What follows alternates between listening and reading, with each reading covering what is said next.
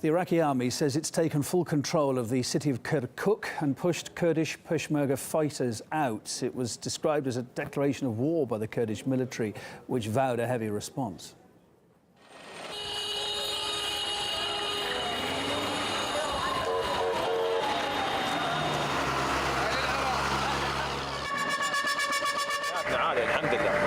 Thank God, our combat spirit is very high. We have been searching for the Peshmerga fighters since yesterday. Who are you searching for exactly? The fighters who haven't left the city yet. Nearly 8 Peshmerga fighters were killed at the beginning, and since then we haven't found anyone. So nothing happened besides this? Of course, no. They tried to resist. They opened fire at us, but no one was hurt. Local journalist Mahmoud Ibrahim described the situation there now.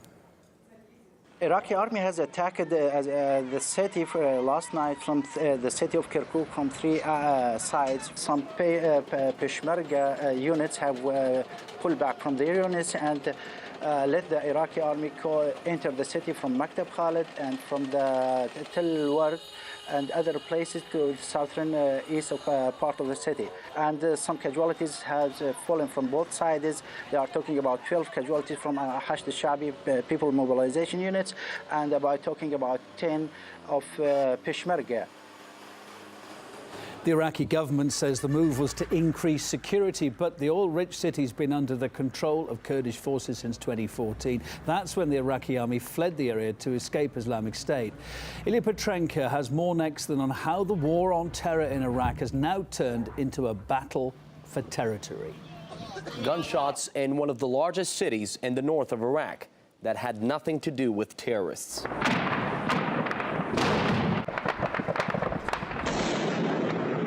I mean, it's about the terrorists not being there anymore.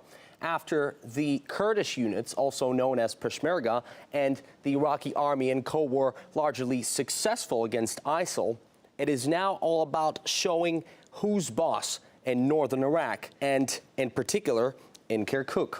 Back in 2014, the Kurds basically took full control of it, while the Iraqi army were hopelessly losing the country to Islamic State. I'm not saying these latest Kirkuk clashes put Iraq on the brink of a new civil war, although the Peshmerga General Command did call it a declaration of war on the people of Kurdistan. But here's what the U.S. Central Command called the takeover of a whole city after a fierce gun battle and masses of locals fleeing the area. Coalition forces are aware of reports of a limited exchange of fire. We believe engagement this morning was a misunderstanding and not deliberate, as 2 elements attempted to link up under limited visibility conditions. Clearly, this is a difficult time for the United States. The Kurds have been important players in the struggle against ISIS, so has the Iraqi army. And although the U.S. does not recognize it, but popular mobilization forces have also played an important role. So now the U.S. finds itself in a difficult position. This is going to make it very difficult for the Trump administration to resolve this issue very quickly. Across the border in Syria, similar story. The Kurdish units have done a great job in taking over land from Daesh. And no matter what the government in Damascus has to say, they want to keep it, period. We will never hand it over. Our law is clear. The land that runs with the blood of martyrs belongs to the people, and we will not hand it over to any force. The battle against ISIS is, if not finished, it's largely finished, and they've been able to come up with a plan. The war of words got hotter and hotter, and they have moved special forces. But it's oil. It's about oil. This is very important for Iraq to take a city which they believe is theirs, the government, and to establish very quickly, now that their military is stronger, has proven itself against ISIS, has become organized and a greased machine, that they wanted to strike while the iron is hot.